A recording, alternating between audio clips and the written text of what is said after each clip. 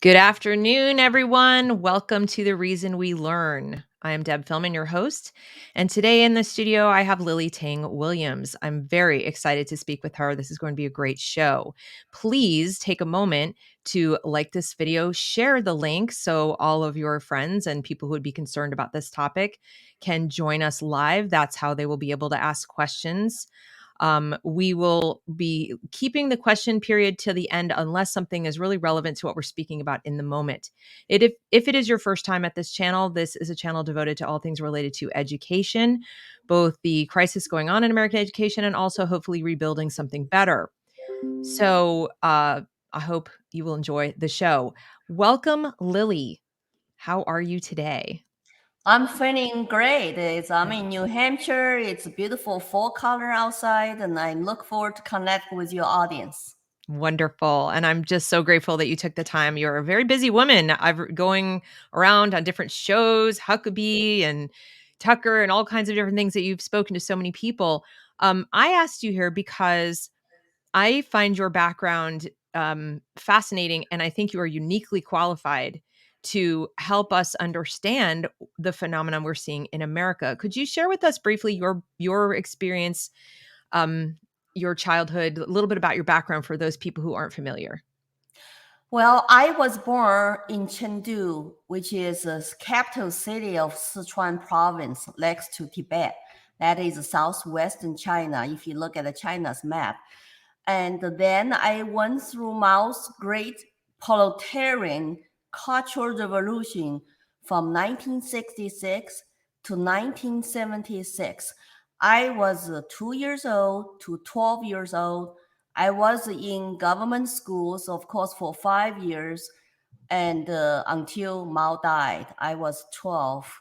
And I came to United States 1988, 2 months before my 24th birthday. I basically gave up on China, my native country, to come to America to seek freedom and prosperity. And I took 20 years in this country to battle my past indoctrination from my own government. And when I woke up, I become active mom, grassroots activist, and start to see the signs on the wall for America is going down the wrong path. So I start to get active in political field too, and really become activist 2014 until now. I've been speaking around the country to educate people about horrors of communism, socialism, and they can see all my YouTube videos and Facebook posts on my page, Lily for Liberty, that you listed. Okay, wonderful. And please, everyone, do go subscribe to her channel. That's where you can keep up on everything she's been working on. And I would just like to start off by thanking you for all of your efforts because I'm eternally grateful as an American, as a mom, as a patriot. I think sometimes when I speak with immigrants to this country, they are more appreciative in some ways of the freedoms that people often take for granted. They don't necessarily have the perspective that you have. What can you tell us about those writings on the wall that you're seeing? Well, if people don't know histories, our young people today, they seems like are not really taught truth throughout the history. When they studied communism, when I went to schools, they told me they really don't know much about Mao's Cultural Revolution. So for those who don't know, I'd like to describe some similarities I see today in America with the Cultural Revolution I survived with other immigrants who are from China in this country. So number one, then the Mao lost political power because his central economical planning policies in China caused the mass famine. Lots of our kids don't know that. How many people died during the Mao's mass famine from 1958 to 1961? Estimated 40 million people, Chinese, starved to death. In my home province of Sichuan, very, very fertile land, never had disasters like a mass famine before in history. And they were eating like other people's children's dead bodies to survive. Like people just cannot believe that.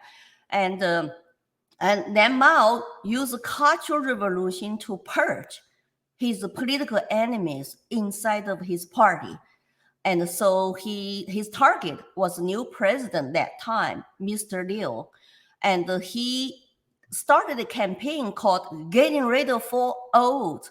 So four olds, that means old culture, custom, habits, and ideas. And get a young, very naive youth, urban youth in colleges and high school, middle schools to shut down schools for them to focus on this campaign. And they worship him, they were used by him to do the Cultural Revolution. Then Mao used typical divide and conquer tactic from Karl Marx to say, let's divide the people into oppressed versus oppressor. Then 5 black classes under the oppressor group, which is landlord, counter-revolutionary, rightist, bad influencers, and traders. But who define those subjective categories and terms? It's the party, it's Chairman Mao. So anybody who dared to challenge the party or even gave feedback, disagree with their policies, will be categorized as a black class. And then they use a public square for struggle sessions. Then red guards will be holding their face like this and form public opinion, public shame black classes, and make them to apologize and to self-criticize, and or they will get tortured and beat up. And so basically, it's guilty by association. Let's say if your parents, your grandparents own land in the old China before PRC, then you will be classified as black class. But those young kids who were under tremendous pressure to draw the line with the black families. So this kind of ritual going on for a long time. Think about 20 million people died under Cultural Revolution, and Mao barely just used all they used for achieving his godlike leader status. Then he got rid of red guards he used and sent them to countryside to say, down to the mountain campaign, because red guards become very violent in the streets. They were basically like a mafia, start to dominate streets, interrogate and intimidate people. Law enforcement was told to stand down. If people don't understand China, it's a one-party dictatorship. One party controls all the media, all the press, all the legal system, all the educational field, everything. There was no private property under Mao.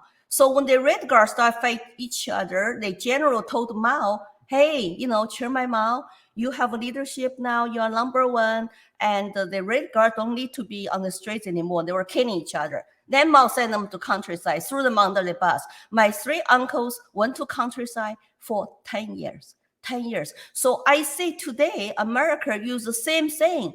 Young college kids, even high school kids, were being indoctrinated by cultural Marxists and joined this social justice work movement. I just feel so sorry for them because I was one of the red guards as a middle school student. I saw the same indoctrination, quasi-religious following of our youth to some ideology that they did not live under, they did not know what it's about, and they want to free stuff, they want to equity, they want to racial equity. All those terms, they really don't understand what they really mean. And even critical race theory, or some people are born racist. Can you see the similarity? It's oppressor versus oppressed. Then you have red class, black class. It's all about identity politics and the division. I'm just worried this kind of division, this kind of chaos, cancel culture, suppress of dissidents, even free speech and free expression, free association, is going to destroy America. Yeah, I agree. I'm listening to you speak, and as you were just saying, I'm hearing cancel culture, critical race theory, social emotional learning, right? With the apologies and the guilt. But I have to ask, because this is the part even I am unfamiliar with. I understand and I knew about Mao's Cultural Revolution and the Four Olds, but what I still don't understand is what did he use as the carrot? Was it free stuff? Was it, in other words, today, what I see is children are being told a false narrative about the oppression. They're being told anything you don't like equals racism. Like anything you don't like equals the thing that I'm telling you to fight against, but they don't required to give any kind of evidence that that is even true. So they lead with this false conclusion and then tell them all the things you don't like that proves what I just said. What was Mao's? What did Mao say was the cause of problems that stimulated their desire to rush towards his great leap forward in all of his programs? Mao was part of the original founders of CCP, Chinese Communist Party, in the 1920s, with the Soviet Union Communist Party's help. So, of course, he used a typical communist tactic to promise all the great utopian society that we never experienced, even in today's China. So he promised the peasants free land. He promised the peasants they will have their own land to grow food, and when the peasants feel like, well, I really don't hate my land, or I got a job with them, and the party wanted them to dig. They want to instill hatred into the peasants' mind. China's population, when PRC founded, then when Mao took over, there were 70% of people living in countryside and as peasants. And so we had private property ownership. We had some kind of economy. People were not starving to death. But when Mao took over, because he promised utopian society, a communism, he got all the people support him. And they fought against Japanese. Actually, the Nationalist Party, Chiang Kai-shek, did lots of that. And Mao was reorganizing, getting prepared to fight the Civil War, and defeated Kuomintang Nationalist Party. They fled to Taiwan, 1949. Then Mao temporarily, to promise people, he promised intellectuals, we're going to have 100 ideas, 100 flowers bloom. He had a campaign every a few years to promise people the stuff they want to hear and they support. Then he changed his mind. So quickly. So you hear that, yeah, again, today you hear the promises that are similar to Mao's promises, false promises? Yes, you hear all that free college, free health care, and and free money, and all that promise. It's temporarily true. Maybe they will give you some carrots.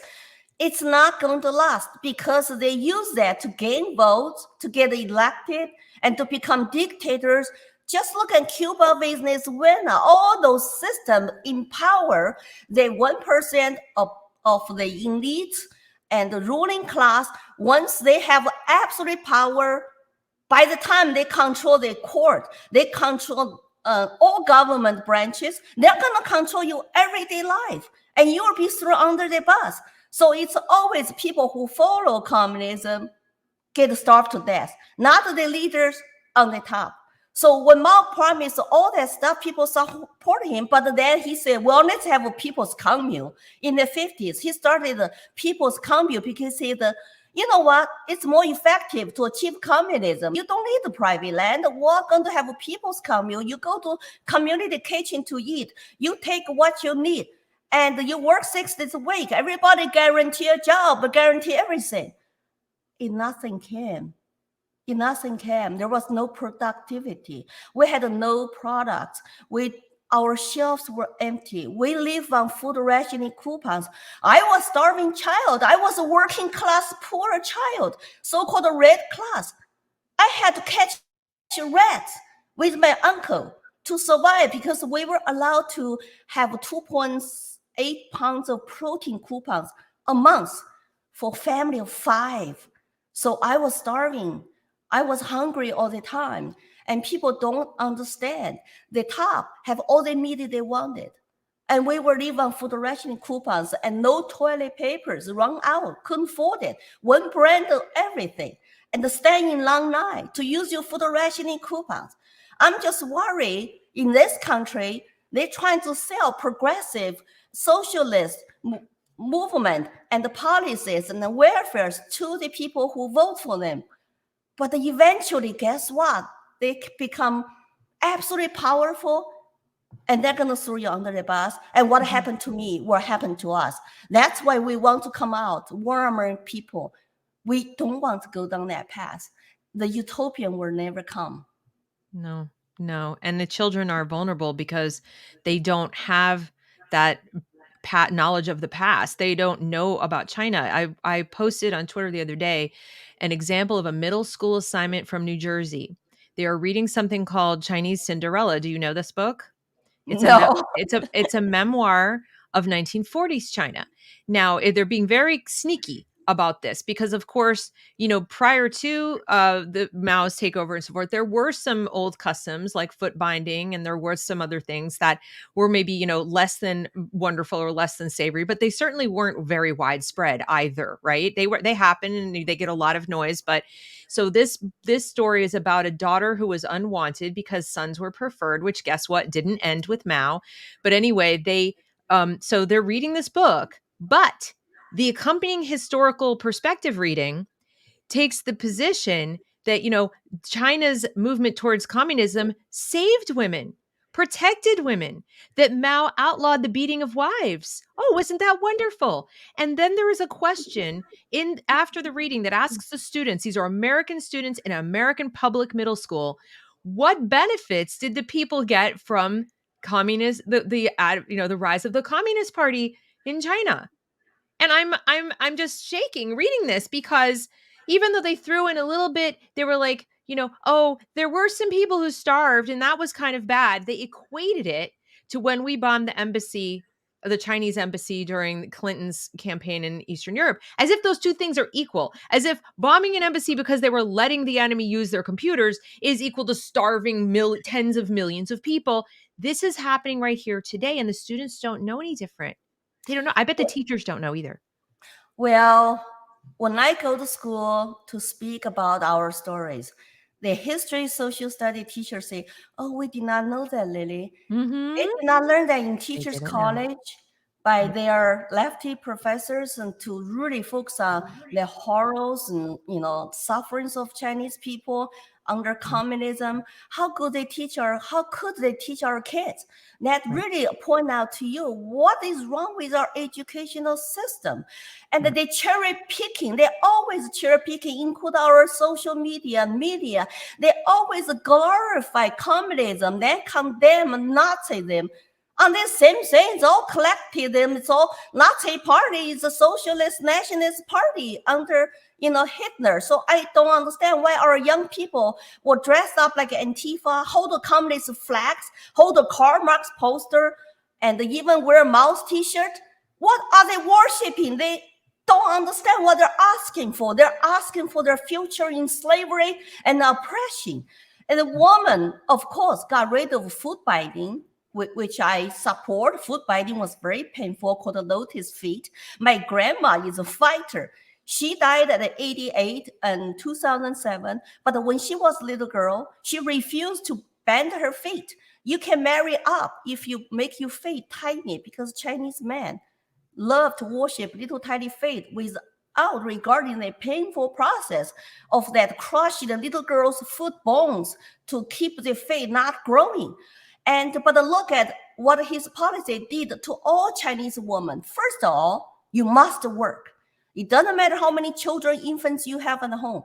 You must work 6 days a week. You have no choice of being a home mom. That's just capitalist lifestyle. Also, that's what they call that. Wow.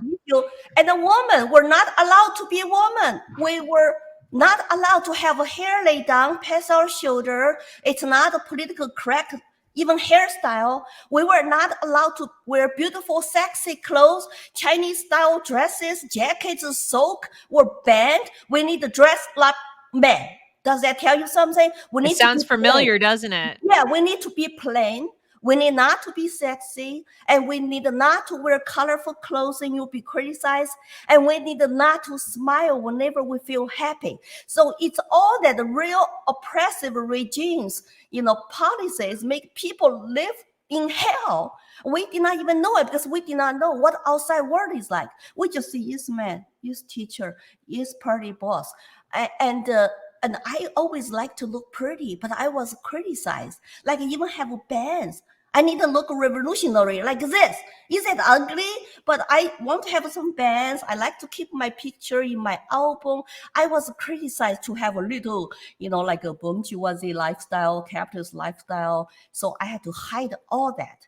And if I show self-confidence and like to smile and told my girlfriend, I would be first one to join Young Pioneer, which is Mao's grassroots elementary school organization.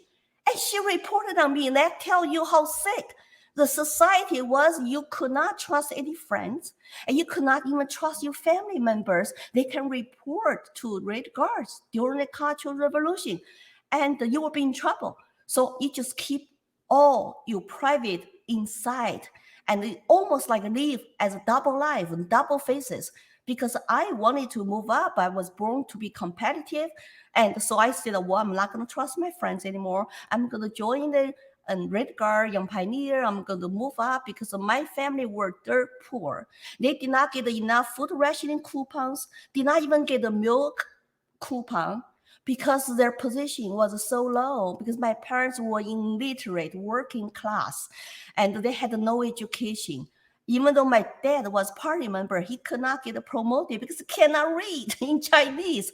So I said, I'm going to get the best education. I'm going to become very successful. So just have more food supplies. And so people don't understand. They think everybody is equal, everybody is free under communism. No, it's not. Except our community housing was free from my dad's state factory. My parents had to pay for our schools, pay for our doctor visits, pay for childcare because they could not afford infant care for my baby brother. They begged me to stay home to babysit him. I was 6 years old. He was like 1 year old. I was so scared to stay home with him, but I had no choice. We were so poor. I'm the oldest child out of three. I had to do my duty as the oldest child to help my parents. But inside of myself, I want to go to school. I want to learn how to read. I know how to change my life if I'm just hardworking and have good memory. I have some brain. I was born with some intelligence, and I always strive to be my best. Then I was told, you were so confident. Your individual confidence expression will not be allowed to show in schools. So I was put back not to join Young Pioneer, wear that beautiful so-called red scar for a year. That's my story. At the age of 7 or 8, I learned lesson of collectivism. It's nothing about you as an individual. Don't show any confidence. Don't show any expression. Just go with the flow. Be part of the numbers. Be part of the robot masses. So that way you can move up. Do you see the same impulse to crush individualism in the teaching today? We have the social emotional learning questionnaires. They claim they're looking for mental illness, but I can't help but feel the mental illness they're looking for is individuality. Well, that tell you a secret. It's not really a secret. Under totalitarian regimes, lots of mental ill people are actually being abused, and they always sometimes, let's say you could be a political dissident or black child, and they can use a mental health label and to treat you badly, even lock you up in mental health institutions. Today's China, artists, for example, intellectuals, and if you say something outrageous against government, they lock you up in mental health hospitals and tell people she's mentally ill and her art is mentally ill. That's what I'm saying. It's so dangerous when you have this kind of radical left Marxist cancel culture. Anybody Even comedian like Dave Chappelle, like, oh my goodness, and Bill Maher, all those classic liberals and come out and want to still exercise truly what the classic liberals do, which is a free speech and freedom of expression. And the comedy is supposed to be funny, not Yeah. supposed to be PC. That's why in China today, there's no political comedy. You dare to criticize any leaders and party, even billionaire Jack Ma can disappear for a few months, and his company will not be allowed to list it in Hong Kong, in the US. And he came out to say, well, I'm going to donate how much to the charity, and I'm going to leave as a board member chairman. Under that kind of system, no matter how much you have as a personal billionaire or millionaire, you have no lawful protection because one party control their laws. There's no rule of law. There is only rule of man, a few madmen, and there's no woman on that group called the political Politburo. 7 men control over 1.4 billion Chinese. No elections, no votes, no democracy. And our medias don't talk about that. Or maybe they're ignorant about that. Yeah, well, when you have the NBA and Disney are pretty much more concerned with what the party thinks than what Americans think. But you know what they've done now, Lily? It seems like in Mao's day, if they and even today in China, probably to a degree, they have to physically put you somewhere when they decide that you're mentally ill. Today, they've figured out a great way to make parents pay or parents' insurance companies pay for imprisoning their children's minds with drugs. So they'll just say that the child is potentially dangerous. We're very concerned about this little independent thinker. They won't say these words.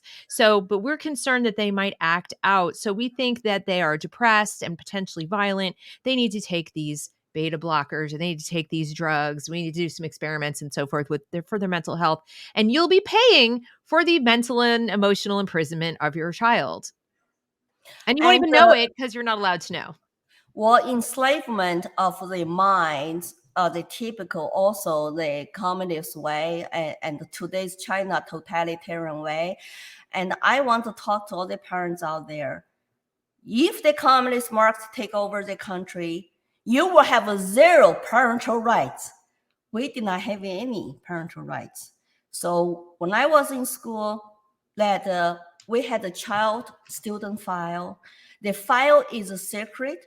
Parents are not allowed what goes in that file. Only government agencies and later your future employers are going to look at that file. The privacy data does not belong to you children, does not belong to you. It belongs to the state. We did not own anything. You could not own your children. When the state lined up your children in schools to take vaccines, you must take medicine. No parental consent necessary. And if the government officials, school principals want to come to your home, sit on your bed, and talk about everybody to be on PC, on the correct page with the party, you have no choice, no appointment necessary. So parents, where you can today, you need to take back your schools. You need to exercise the parental rights where you still can. And you're going to run for school board. You're going to tell school board those people who think you have no right to say what the curriculum your kids are going to get from school, like the current governor of Virginia. Those people are not really American elected officials anymore. They're somewhere else. We are Americans. We need to have parental rights, and our children do not belong to the villages. That's what the communists believe. They belong to the state. So I want parents to really listen to my story. I have been talking to parents warn about Common Core, data tracking, no privacy for years. And now it's warning them about critical race theory. You kids have no individual mind and rights and freedom, and they're judged by their skin color, by their race, by their ancestors. America is a systemic racist country. Then why immigrants like me all want to come to this country and live American dream? Those are BS. Those are communist tactics to divide and conquer people. So we really need to wake up, and it's time to be activated. Cannot be afraid in silence, cannot be afraid to call racist. It's not about skin color, it's not about our race. It's about the identity, politics, divide and conquer, and destroy America. How much do you think the CCP today is involved in what's happening in America? Well, CCP has been allowed to infiltrate into all Western democracy countries, Australia, Europe. Remember Confucius Institute? And they are funded by Chinese government. But they came here, go to our middle school, high schools, and colleges, and to fulfill their agenda. They use teaching language and culture as excuse, but they're funded by Chinese government. How could we be so naive to allow them to come in with their curriculum, their teachers, to indoctrinate our youth? That's just beyond me. I've been worrying about them too. And I've been targeted by the Chinese pro-Beijing trolls to attack me, and I cannot even go home. 2019, cancel my trip. I feel like it's my destiny, my calling to war Americans. They infiltrated here. They spies, operatives by the United Front Department, which is China's central propaganda department machine, all over the world. Wonder why during the pandemic, they all learned from China. How to shut down your constitutional individual rights, how to shut down your small business, how to get rid of your parental control and rights. And then we just complied. We complied 2 or 3 weeks, flat the curve, and become now still going on. The pandemic is never over. All use public good, public health. And if you are not listening to do what they want you to do, you have blood on your fingers. Blame on individual citizens and private business. Oh, I see the writings on the wall. That's why I call that cultural revolution on American soil. And there's so many similarities. If you go to my YouTube, you see other immigrants to warn you. They see the writings on the wall. They're terrified like me. But we have to master our fear to speak up. We have to educate the American public to connect the dots. If we lose this country, I don't know where I can go, really. I don't know where I can go. Any of us. So Rachel is asking, isn't China encouraging America's men to become more feminine while simultaneously punishing it in their own country? Yes, that they want to boost their military international image, and they're all very strong, very many. But then they use the racial, sexual, cultural revolution here and to demonize, interfere with America. Look what China government and the Chinese people, look what they did to the people of color in their own country. But at the same time, and they attack the United States for the racial conflict, especially last year, right? I don't know. There is some suspicion that CCP funded some of the riots, the Antifa outside on the streets. And I read a Chinese document by the State Council that, as one of the foreign policies, it's interfere with Americans since 2016. Because, they wanted to, their people inside of our government, the people can be bought, can be paid for, and can be corrupted, and in line with their ideologies, which is power and control, and have no regard for individual citizens, want to live with dignity, with pride. All those people think we are country pumpkins, we are peasants. I suffered that all my life in China because my parents have no power, have no connections, have no money. They trade me and they look down on me like, you cannot do anything. You have to suffer. You just have to comply. That's why I left. I had to walk away. I went to Best University to study law. I wanted to change China into rule of law society. I could not achieve that. And I was told to comply by the Communist Party committee in my law school. Every department has a Communist Party committee besides your dean academic. So like always 2 parallel lines of supervision. Guess which one's more powerful? It's always the party. And the party is always right. And that's the number 1 rule, no matter where you are in China. It's the party is always right. So I'm really worried that we are going to become dictatorship country, and they control the media, and they control the big corporations, and they pressure all the little individual groups and churches all basically comply and give up your constitutional rights. How could you cancel people's natural rights because of a pandemic? It's not American way. People ought to have some personal choice when it comes to their business, their schooling, and their health, and medical freedom. But all that is just being under attack. How are we going to keep our American dream alive if we keep doing this? Yeah, we can't. What was school like, Lily? You were describing how, I mean, I've heard different things. Were the teachers initially on board with what Mao wanted, and then they were thrown under the bus, or were they immediately targeted as intellectuals and replaced with party teachers? Like, what did they Well, do to knowledge in China during Mao's period? Well, during Mao's Cultural Revolution, they shut down schools. So you like university presidents, professors, not the teachers, because they were intellectuals. Maybe they once wrote a book, they said something. It's not a PC, so they had to go to struggle sessions. You can see those pictures on internet. They Yeah. give you wear a big, placard with your name on it, and they name you as a revisionist, rightist. And Mao promised intellectuals, you will have a freedom to say whatever you want. No, he threw them under the bus. Lots of them supported the communism taking over of China.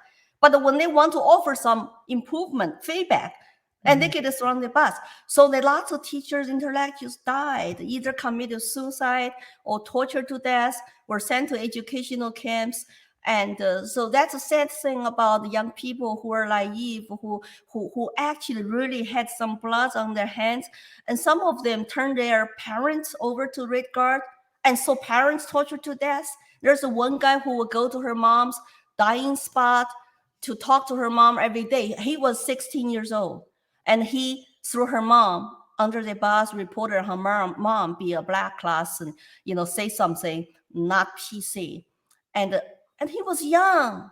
He thought he was doing the right thing. He was be loyal to Mao. And he lived with that guilt, never marry, never have children. He lived with that guilt all his life. So I really want to talk to the young people today because I see them as victims of this lefty indoctrination, and they will suffer the consequences later. We want to teach people actually real history. And let's say, even in slavery, real history, civil rights movement, and not encourage people to be racist. In individual cases still exist. Sure. But as a whole country, we have so much common ground, and parents have so much common ground. It doesn't matter party, doesn't matter when you voted for president. But we need to come out, be united, and basically to keep America as still a land of opportunity instead of now we're going to become kind of socialist, communist country. Right. So, and then Kathy is asking this question. I want to get this up for you. She says, does Lily think we've already begun to see the emergence of a social credit system here in the US? Yes, I have a video I did and talk about vaccine passport. There are some big blue states and cities are implementing that. That's what a typical Chinese government did. We have a household registration, which is confine your family into where you registered to live. When people were starving, they could not even travel to another village to beg because, hey, show me your papers. You're not supposed to travel without permission. And today in China, then the personnel file is finally over. People can get jobs, have labor market now, because China today is more fascist country. You have private property, but you also have no political freedom. So they still require your papers. So now we are emphasizing papers. Now by dividing people, vax, not vax, carry papers, carry passport, it's very dangerous because if they put that QR code on your cell phone, and no matter where you go, you can swipe your phone, track by code. It looks like just like China's social credit system. And they're tracking us, our bank account. Did you see that what the Treasury Department, Feds want to do? They're going to not allow you to have financial privacy. Any cash transactions, any accounts over $600, they think that they have a right to track you. They're going to hire more IRS agents. How popular are the IRS agents in our country? If you love them, please give your money, donate to them. Yeah, please do. Charity is very good. Volunteer donation, I encourage that. But to force on to all the Americans, in the name of security, that's the name they use, public goods, security, public health, and cancel individual rights. It's a typical tactics. And even including the FBI, DOJ want to track parents who go to school board meetings, who feel passionate to speak up. You might be qualified as a domestic tourist. That's just like China today. Exactly right. I know the FBI is currently asking Google for data dumps for keyword warrants. Of course, we don't know what keywords they're doing warrants for, but we can infer based on the DOJ's recent activity. Do you ever get questions when you do these appearances at schools? You mentioned that some teachers say, I never knew this, but do you ever get people claiming you're not telling the truth or denying it or saying this can't be real or saying things like, because I get this, I've compared it to Mao's China, and I've had people say to me, that's paranoid, you're a conspiracy theorist, you're delusional, that could never happen here. And the big one is, why would we do that? Why would our leaders do that? Why would they do that? Why would they want that? And it seems really bizarre to me, being like, well, why did Mao want it? It doesn't matter why they want it. They did it. Like, what does it matter why they want it? Power and control. Guess who benefits once we become a progressive socialist-like country, or even eventually communism? People don't differentiate. Oh, communism, socialism are different, or democratic socialism is different. It's a massive welfare state, like European countries, and people buy into that. I would suggest them just go to Europe to live, to see what is the job growth they have. And actually, lots of European countries are not real socialist countries. No, they're and not. They just have a big welfare state. But the thing is, that I think I lived under central planning, total communism. Then later, Chinese economy with socialist characteristics. And I love to come to America. I started my own business. And I become, a self-employed entrepreneur with nothing. When I come to this country, I had nothing, $100 borrowed, could not speak English, almost 24 years old. Oh, my professor, $1,200. I started negative in this country. I'm living American dream today. I have a 3-home business. I have financial freedom to speak up and for the cause. And there's nothing you cannot achieve in this country. Skin color is not excuse. And a single family parenthood is not excuse. But we do need to find out the reasons why some people of color cannot come out of poverty. There's lots of conversations need to be happening. But in order to have a conversation, we need to respect each other's differences. We cannot just shut another side off, get a warning, cancel, constantly be attacked. How do you put all their minds together to figure out how we can improve America, how we can truly be a country of, opportunity for all people? I remember the Declaration of Independence brought me to this country. Because that first paragraph of my English was very poor. We held this truth to be self-evident. All men are created equal. It doesn't matter your skin color, your race. It matters your behavior, your character. After civil rights movement, after MLK, who sacrificed so much for today's results, I have friends from all walks of life. Some live in the American dream. And we have a vice president as, from a people of color group, and we had the president for 8 years, who is, like Obama, who's half black. So we have achieved a long way. They can be examples for other and kids of color. But why do we need a division? Say, if some people are poor, let's try to lift them up. Instead of bring the success ones down, instead of make white people, especially white male, white kids, feel bad. Our kids need to mingle, need to help each other, need to, have a friendship with each other and discover, true joy of life and true joy of friendship. But instead, it's all about division. It's so sad to say that. So sad. It is so sad. And I think what I see in the people who gravitate towards these collectivist ideas is a deep pessimism and cynicism about human beings that gets in their way. You know, it's almost like they're optimists, people who believe that even if things are really bad, tomorrow can be better. And then there are people who believe that, you know, in this fixed pie mentality that no, if the people who have will always have, the people who don't won't unless we take it from them. So they have a very dark, negative view of the world. And I think that people who can look at, I mean, I know there are some leaders we have here in America who I truly believe are jealous of the power the CCP has in its country. I'm 100% convinced that we have people in this country who envy what the Chinese Communist Party can do over there. I know Joe Biden feels that way. I've heard him say things like, we are losing our patience. We've been very patient, like he's the royal we. And the only people who speak that way are authoritarians who wish they had more power. That's not a person Correct. who respects the fact that, you know what? I made recommendation. Y'all have made your choice. It's a free country. I took an oath on the Constitution. You know, I guess this is how you want it to be. I'm just the elected president, so that's all I can do. Instead, it's we have been patient long enough. And that tells me they wish they were more like China.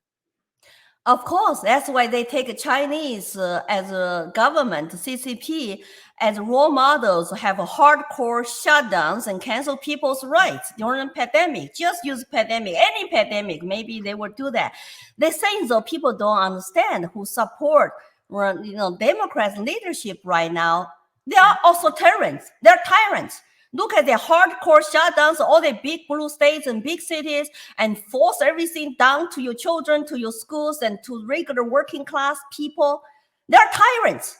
And why people still support them, I don't understand why. Maybe because they past 40 years fundamentally transform America worked. Because people believe in more authoritarianism. How could you report on your neighbors? How could you report on the people who disagree with you? Then you think they're enemies. You need to use government to lock them up. They need to go to re-educational camps. And they don't understand. In China, there's no democracy. It's a total totalitarian. Of course, they move fast. They can kill people very fast too. They lock up 35 Chinese human rights lawyers. I could be one of them if I stay in China, become human rights lawyers with their family members. No trials, no news. Just go to dark political prison and you don't know what happened. And you can commit cultural genocide in Tibet, in Uyghurs, and force people to have, abortions, or force people now to have 3 children. It's always authoritarianism. And why do you want that? All the government officials appointed, not elected. That's why you have COVID cover up for 6 weeks and colluded with WHO. And that's why so many people lost their lives. And it's like you want efficiency of government. That's scary. We have democracy. We have separation of powers. Everything takes time. When they want to go through bill very quickly behind the doors in Washington, you should be worried. When they want to pack the court, you should be worried. Because that's efficient government totalitarian. They can move very fast. They can spend money, print money very fast too. Inflation's up, shelves are empty, supply chain is a mess, and you want more government and free in stimulus checks? I don't think so. Exactly. Nomad, thank you for the super chat. Nomad says, Lily, how do you feel about the TikTok app? Well, TikTok is owned by Chinese parent company based in Beijing. According to Chinese security law, national security law, they also imposed that to Hong Kong last year. You have to turn over all the data if CCP request, if the government requests at the name of national security. I will not use it. I will not encourage anybody to use it, but our youth don't know that. And they put on their phone, they put bank account on their phone, they put everything on their cell phone, they become the little slave of their cell phone. And it's just amazing that that's what today's social media is about. That's why you see our kids, mental health issues up, suicide rates are up, and they're indoctrinated to believe only the authoritarian messages. and constantly feed you. I have iPhone. I get the constant notifications. Lots of them are lies, are inaccurate reporting. Our kids have no immunity. So I would encourage people, do not use TikTok, and because your data could be turned over at any time by the parent company's request, at the request, not a request, demand of the CCP. Yeah, request. Yeah, the CCP request, doesn't right? make requests. If they say, do something. And a lot of people don't realize that even in this country, the federal government can insist, and some companies have simply refused. I think Apple at one point refused and then they caved again. But they can insist on backdoors into various, when you're talking about cybersecurity and encryption, the Pentagon can say, we need a backdoor. You can't have something more encrypted than we can break it. And that's in the United States. So imagine what it is in China. I Okay, know, where they all, like allegedly you have said, rights here. yeah, our constitution is not supposed to make a government, FBI, law enforcement job easier, faster, quicker. No, people supposed to be protected by law to go through fair process, due process of our laws, our criminal justice system. Now they all want to quick access to all the private data of individuals in the name of the wars against terrorism, wars against insurrection, extremists, and domestic terrorists, whatever they use. Don't believe that. That's the propaganda, rhetorics, the terms that we heard in China all our life. And 1.4 billion Chinese still subject to that propaganda. And our media even use Chinese propaganda. Their numbers for COVID is way off, but they use them anyway. They don't challenge them. Instead, they were focused on the U.S. Cultural Revolution. So it's time for you to do your own research. Well, I had a strange experience because for 3 years, I worked for a Chinese company called VIP Kid, and I taught English as a second language to Chinese students. And initially, I did it because I absolutely needed a job. And then I stuck with it because I kept telling myself, well, maybe I can see it as a kind of cultural exchange, and these children will see that a Westerner is a good person, and, that there'll be some give and take, and I'll learn about them and they'll learn about me. And as time wore on, especially after COVID, I started realizing that this exchange is one way. I had a student show me, thinking he was being funny, show me propaganda films that he was being shown about the United States and COVID. And he was laughing and giggling and saying, this is hilarious. And of course, it made us look like fools. And this is what a 10-year-old child was being shown. And then there were other students, we'd ask a question like, who is a hero? Who's a hero of yours? And they would immediately glaze over and say, Mao is my hero. And I started realizing, just because they are sitting in a room that's like a beautiful bedroom, it looks like a Western bedroom. It's like they have toys, stuffed animals, they have artwork, and they have books, they have all similar things that looks like American child's home. They still would speak to me and express things that were very clear, being indoctrinated. And then I just got to chill. I just got to chill. It's it's on the surface. And I think people will see that and say, "Oh no, look at Beijing. It's so beautiful and shiny and new." They see pictures, they see video. No, it looks just like New York, only cleaner. And then like, no, it's an illusion. It's an illusion. They Right, just figured out right. how to That use the money people, better. Chinese citizens know it's all good news on Chinese government propaganda, Twitter, Facebook, newspapers, videos. They even pay money for the pro-Beijing Westerner to YouTube shows for them. So be aware of that. I know VIP. I know that she today is actually doing a cultural revolution 2.0. He wants to be Mao, and he encouraged or demanded common prosperity. It sounds similar what we are hearing in our country. Yeah, that's a shared prosperity. Government does not create jobs. Does government only print money, build a big bureaucracy, live on taxpayers' money?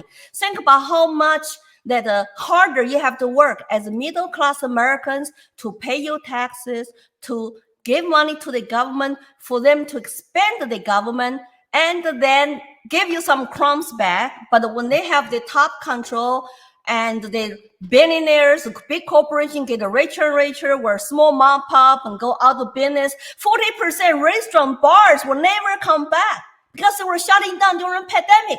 And lots of them were immigrants, small business. So people cannot buy into that. You know, that shared prosperity, all that rhetorics is going to get us down into like someday Cuba, Venezuela, and China. That's why I feel it's my destiny to say, we don't want to become like China. I love this country. We want to make sure American dream stays alive for our children and grandchildren in the future. Right. So it's time 95% of Americans unite against this cultural revolution trend, against critical race theory, against social justice warrior movement. And just sit down, talk to each other, and respect each other, but resist at your own local, level. Do you have people calling you, paranoid, or saying that it could never, like I said before, like it could never happen here? Or have you been called a racist for being opposed to critical race theory? Well, they trying to discredit me. If they don't want to listen to my personal stories, they trying to discredit me. They can call me all kind of names, right one, radical.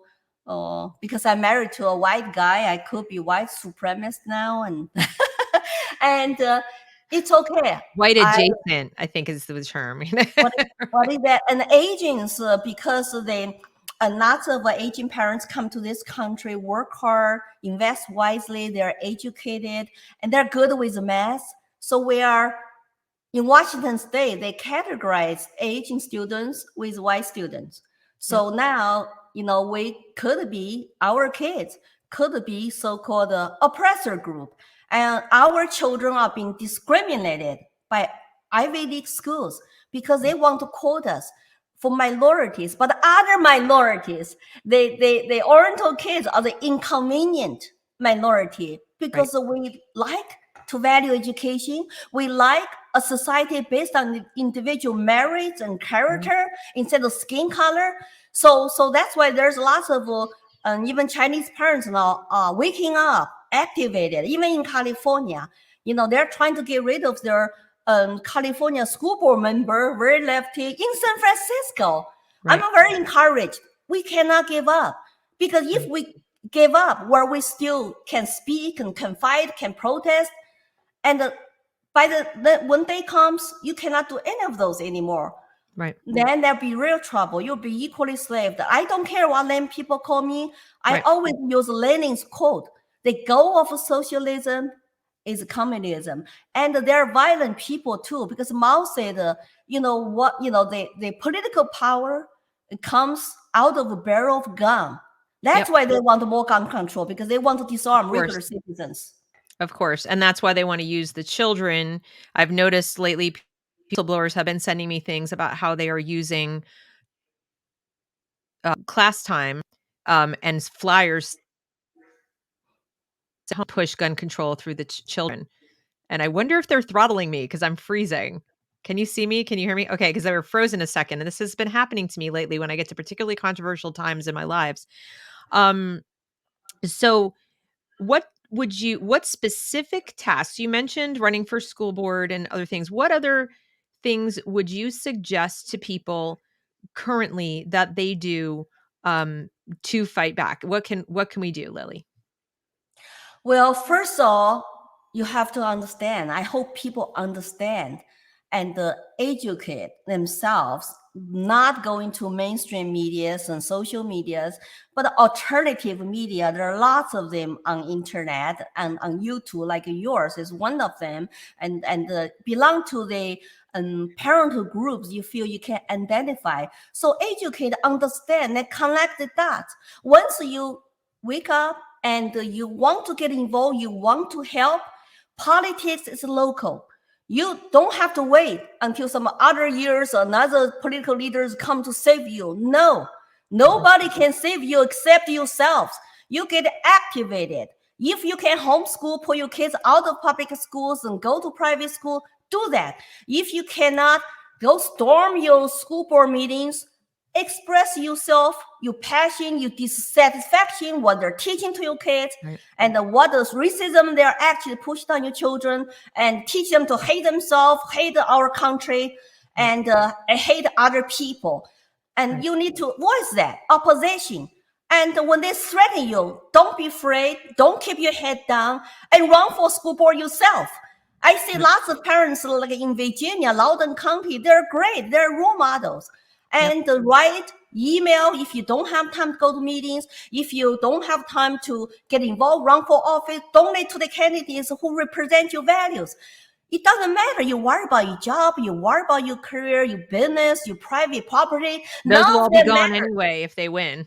That's right, If they win, exactly. they're going away anyway. So, and I want to clarify for any of the censors who are watching that when she says storm, she means go as a large group. She does not mean partake in any violent activity. Please do not get any negative ideas from her or this channel. Don't put words in our mouths. What we are saying is that parents should feel empowered to use their voices, and don't let name callers stop you.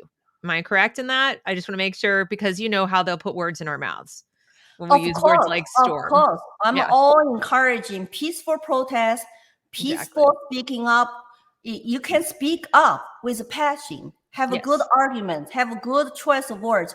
I do not want the violence at all.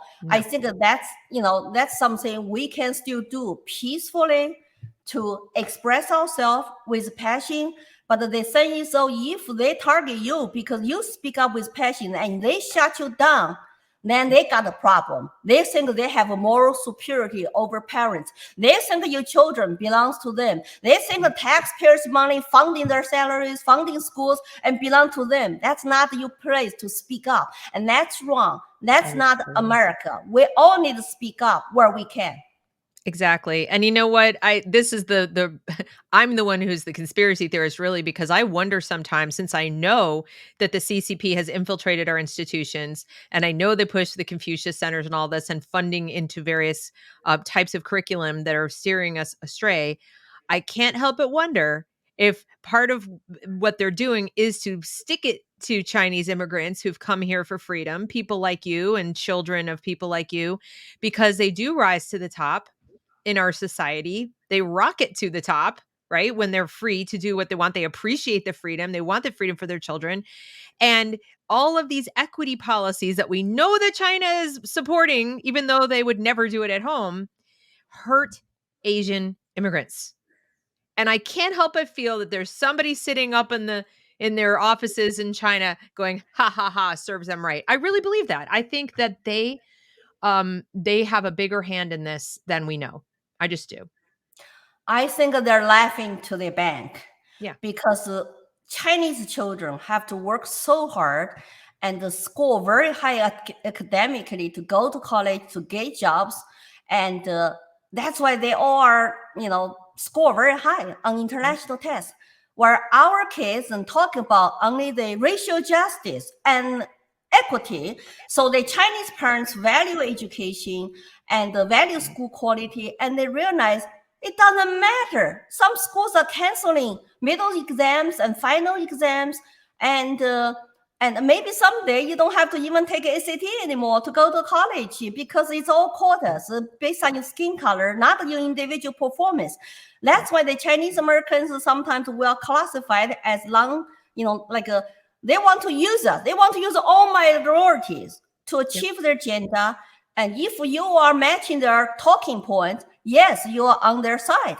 As soon as you outperform them academically and you take on traditional American values, universal human rights values, you are right one nuts.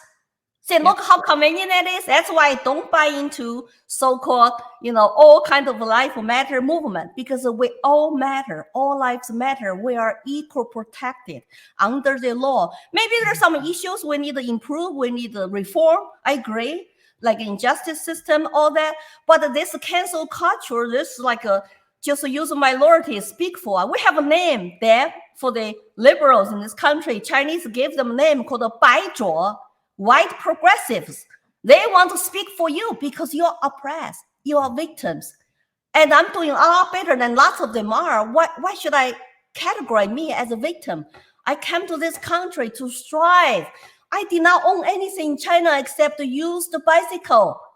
I own a lot in this country because of my hard work with my husband and raised 3 beautiful children. This is American country we love. And this is a land of opportunity. That's why you have immigrants all want to come. But they choose who they want to come. They don't want Cuban immigrants, refugees to come. They don't want Hong Kong freedom lovers to come because they will not vote for their socialist agendas. But they want to choose and pick when it comes to, what kind of immigrants we want to come to our country. This country is totally, kind of messed up right now. And I hope people to realize that. I hope so too. I hope we can just keep, as you say, keep using our rights while we still have them. I think that's really the key. If you want to keep your rights, you have to use them. You have to exercise them in your individual life when you leave your home today, whatever that might be. Speak your mind. You don't have to be rude. You don't have to be aggressive, but don't cover it up. Don't lie. Don't hide yourself. Don't go around trying to protect the feelings of people who are trying to control you.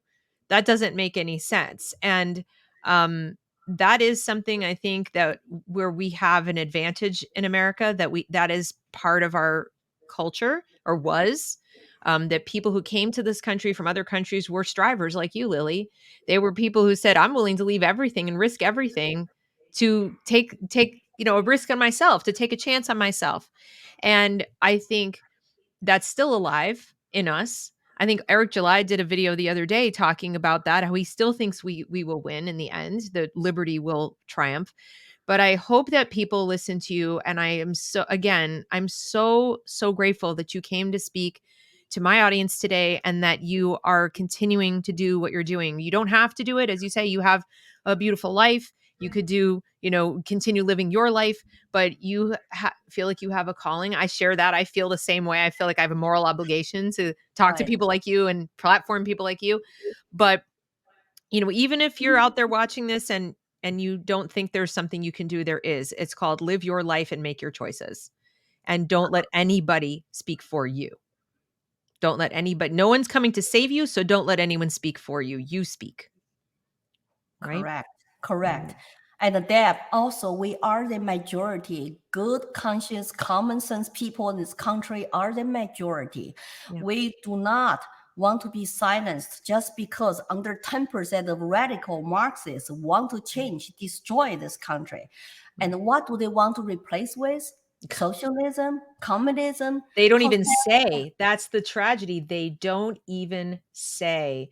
But they just called different names. It doesn't matter what name they call. You look at the tactics. You look at the similarities with what happened to us throughout the history when you live under that kind of regime.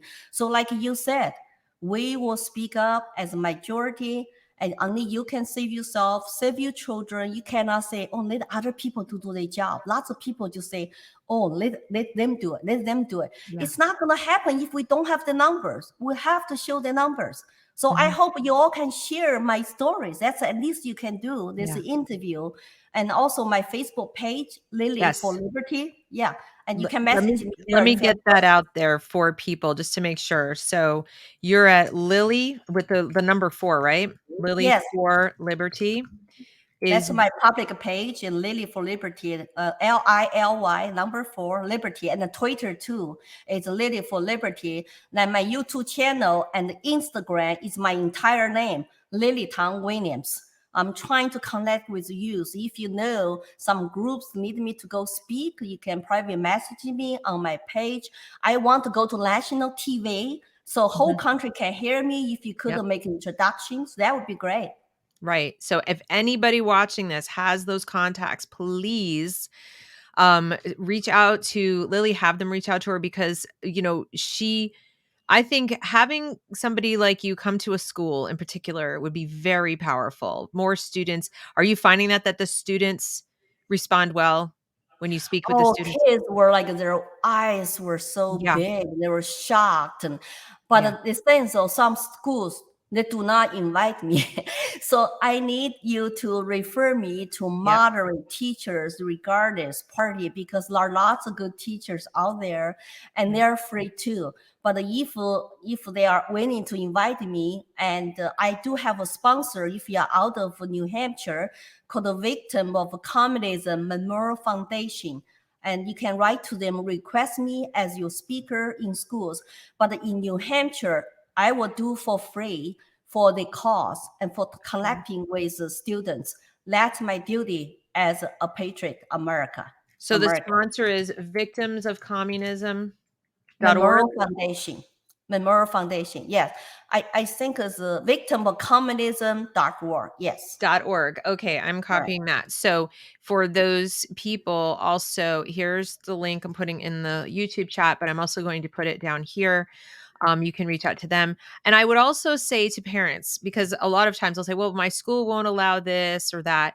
You know, you parents have a lot more power than you think, in the sense that if you can find a local civic organization, a basement of a church, even, you know, a covered outdoor area in a park, you know, get creative and work together with other parents, other parent activist organizations, and organize something with Lily. Bring Lily to your town, bring Lily to your area, and then get the students to go. Bring all the kids, because the more individual people hear these stories and then carry them back to their peers, to their friends, to their classrooms. Imagine how empowering it would be if you're a student in high school and you're taking a social studies class that's geared mostly towards critical theory and the kind of Howard Zinn communist version of history. And the teacher says something that contradicts what Lily's saying or just glosses right over it. Now the student can say, "Excuse me, teacher, what about this?"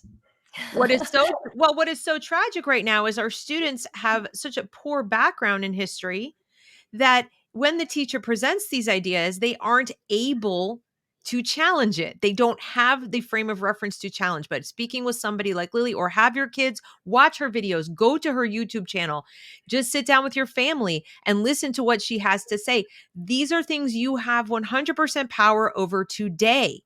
There's nothing stopping you from educating your own child with a 45-minute video or something, or even a shorter segment of this talk where you say to your child, I just want you to have information from someone who lived it. If this comes up in your class, you have information. That's it. Now they can stick up for themselves. Correct, Deb. And there are parents and nonprofit organizations, grassroots groups inviting me to go. And if schools want to keep me out because I don't fit their narrative, let's do it at grassroots level ourselves. Libraries and churches, nonprofit conventions. And Chairman Mao said, young people are like a piece of blank paper.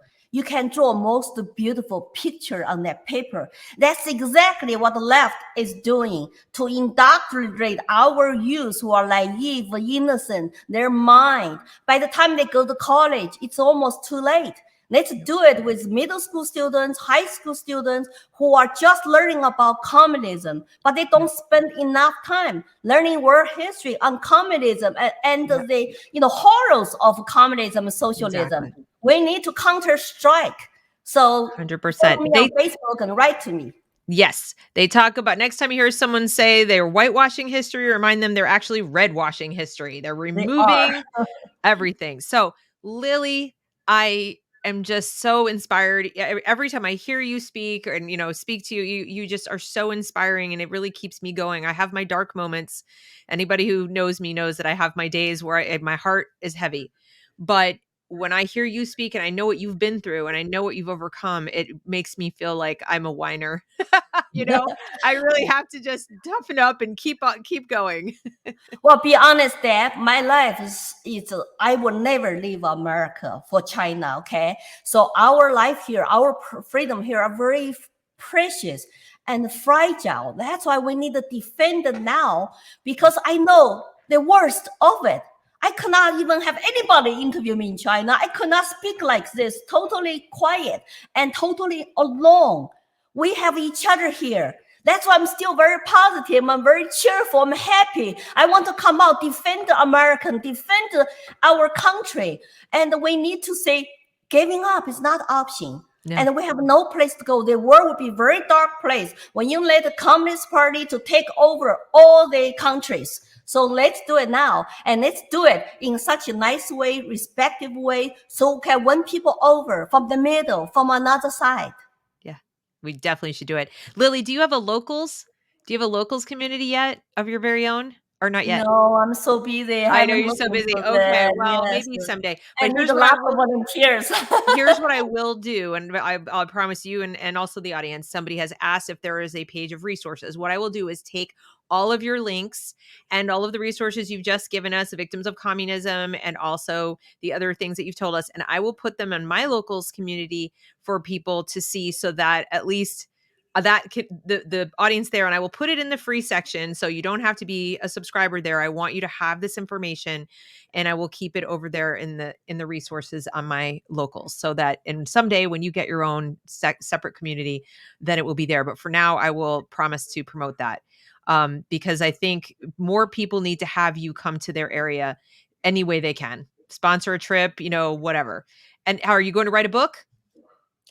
It's on my list for a long time, but today's young people don't sit down, read a book. And I have been focused on my YouTube channels and focused on my Facebook, Instagram, Twitter. And someday when I can totally relax and once this craziness is over, I'm going to write autobiography. So stay tuned. Good. And I don't want to be canceled. I don't know, because the cultural revolution cancel books too. We will make sure that you get a publisher, and it will happen. Lily, okay. Thank you again so much for coming on. For those of you watching, or if you joined late, the replay will be up immediately. You'll just need to, you might not find it in the list of videos, but if you have the link from Facebook, Twitter, or some other location from Lily's Facebook, you'll be able to access it. And the only thing you won't be able to see until tomorrow is the live feed of comments, but the comment area under the video will be there. Please subscribe to all of Lily's channels. And thank you so much for coming. Thank you for your wonderful questions. And Lily, thank you. Thank you, Deb, and thank everybody. Yeah, let's stay in touch. We will. Have a good day.